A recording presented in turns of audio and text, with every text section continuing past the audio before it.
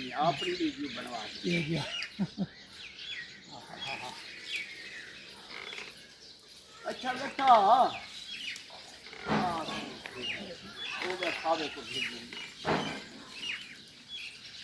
मेरे पास ई में ये रहा है ना वो उड़ाओ बना दी वीडियो इनकी होवे ना होवे ये देखो लम्बे पास हो फूल सारे ये भरिया है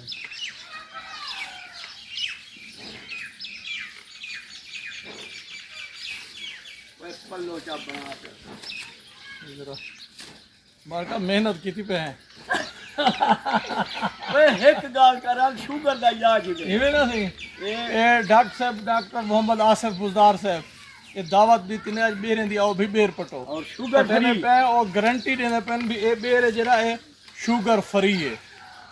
यू इंशाल्लाह मेहरबानी बिड़ा पे देर को